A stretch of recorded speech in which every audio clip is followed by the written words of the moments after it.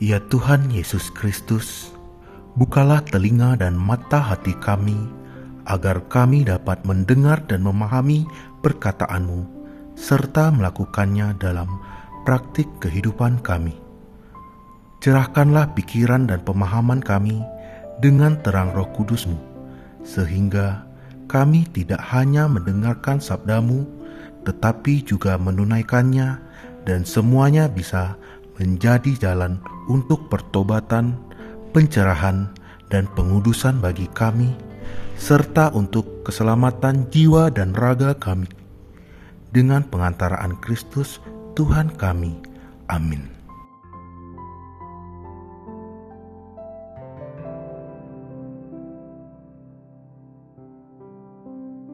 Setelah Yesus tiba di daerah Kaisarea Filipi, Ia bertanya kepada murid-muridnya, "Kata orang, siapakah anak manusia itu?" Jawab mereka, "Ada yang mengatakan Yohanes Pembaptis, ada juga yang mengatakan Elia, dan ada pula yang mengatakan Yeremia atau salah seorang dari para nabi."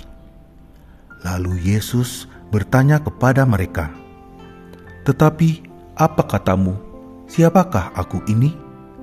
Maka jawab Simon Petrus, "Engkau adalah Mesias, Anak Allah yang hidup." Kata Yesus kepadanya, "Berbahagialah engkau Simon bin Yunus, sebab bukan manusia yang menyatakan itu kepadamu, melainkan Bapa-Ku yang di sorga. Dan aku pun berkata kepadamu, engkau adalah Petrus, dan di atas batu karang ini aku akan mendirikan jemaatku, dan alam maut tidak akan menguasainya. Kepadamu akan kuberikan kunci kerajaan sorga. Apa yang kau ikat di dunia ini akan terikat di sorga, dan apa yang kau lepaskan di dunia ini akan terlepas di sorga." Lalu Yesus melarang murid-muridnya supaya jangan memberitahukan kepada siapapun bahwa Ia Mesias.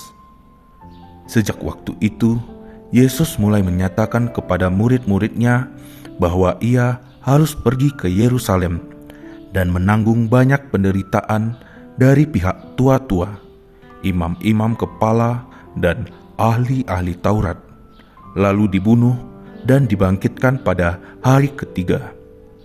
Tetapi Petrus menarik Yesus ke samping dan menegur Dia. Katanya, "Tuhan, kiranya Allah menjauhkan hal itu sekali-kali takkan menimpa engkau." Maka Yesus berpaling dan berkata kepada Petrus, "Enyahlah iblis, engkau suatu batu sandungan bagiku, sebab engkau bukan memikirkan apa yang dipikirkan Allah, melainkan apa yang dipikirkan manusia." Demikianlah sabda Tuhan. Terpujilah Kristus. Bapak, Ibu, dan saudara-saudari yang terkasih dalam Kristus, pernahkah kita menyadari bahwa dalam setiap momen kebahagiaan yang kita alami telah terkandung momen-momen kesedihan? Setidaknya ketika bahagia itu pergi, secara otomatis kesedihan akan datang meliputi kita. Itulah dua sisi kehidupan yang harus kita terima dan jalani dengan penuh rasa syukur. Ada kalanya tindakan kita hari ini sungguh memuaskan orang lain, namun di kemudian hari orang yang bersangkutan merasa sangat kecewa dengan tindakan kita. Apalagi orang yang kita maksud ialah orang yang sangat berharga bagi kita. Biasanya kita ingin memperoleh penerimaan dan apresiasi yang luar biasa dari mereka. Dalam bacaan Injil hari ini, kita dapat melihat bersama bahwa Yesus memberikan pujian yang luar biasa kepada Petrus. Ia dengan yakin mengatakan bahwa Yesus adalah Mesias, Anak Allah yang hidup. Yesus sontak mengapresiasi bahwa jawaban yang diberikan Yesus diperoleh karena Petrus mau mendengarkan suara maupun tuntunan Allah. Jawaban ini merupakan pengungkapan iman Petrus yang mendalam akan sosok Yesus yang selama ini ia ikuti. Dengan kesadaran penuh, Petrus mampu mendengarkan suara Allah yang bertahta dalam hatinya.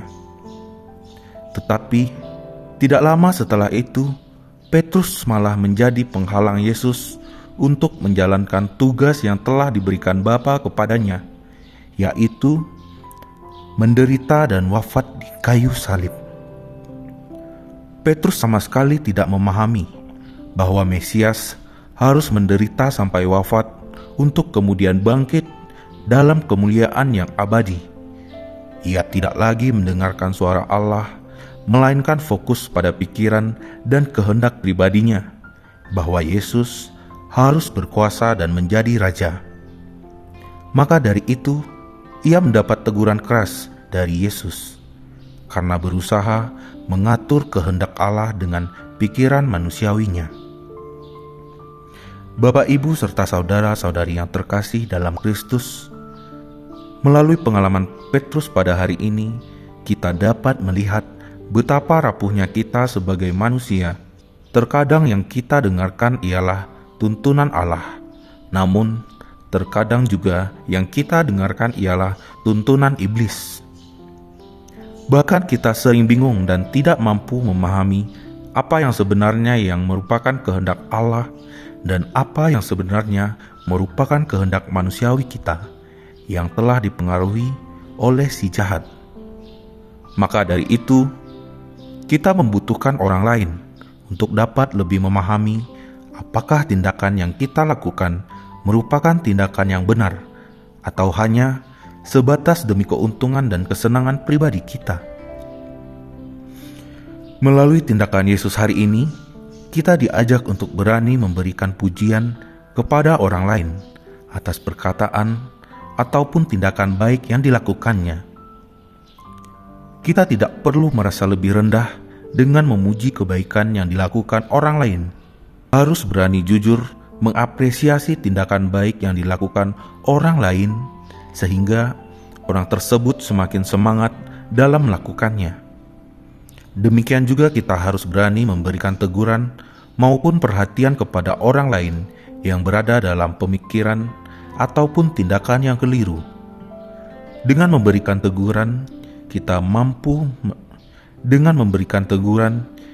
membantu mereka untuk memikirkan ulang gagasan maupun tindakan yang mereka lakukan, sehingga mereka dapat menyadari di mana letak kekeliruan dan apa yang menjadi solusi maupun jalan keluar yang terbaik. Kita juga tidak perlu sakit hati dengan teguran yang diberikan oleh orang lain, terlepas dari apakah teguran itu baik atau tidak. Setidaknya kita harus bersyukur karena memperoleh kesempatan untuk merenung dan berefleksi atas pikiran maupun tindakan-tindakan kita. Semoga Tuhan selalu memberkati. Amin. Bapa yang Maha Baik, sebagai manusia kami adalah makhluk yang rapuh dan penuh dengan keterbatasan.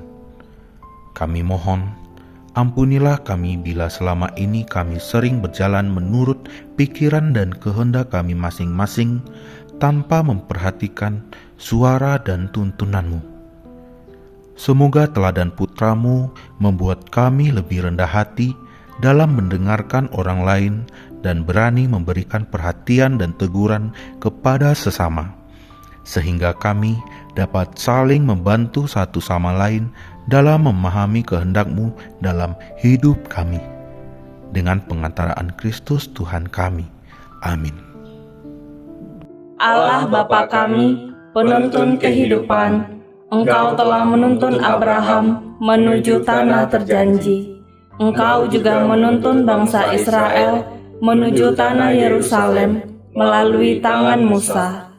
Kini kami umat-Mu keuskupan Padang sedang berjalan bersama dalam sinode kefikepan menuju keselamatan yang Engkau janjikan dalam diri Putra-Mu Yesus Kristus.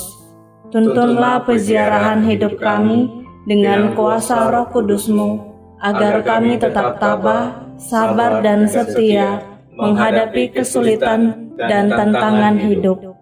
Bimbinglah kami supaya mampu berjalan bersama, saling meneguhkan dalam iman, harapan, dan kasih.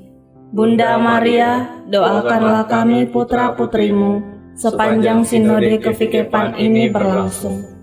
Ya Bapa, Engkau kami sembah dan muliakan, kini dan sepanjang masa. Amin. Tuhan bersamamu dan bersama rohmu.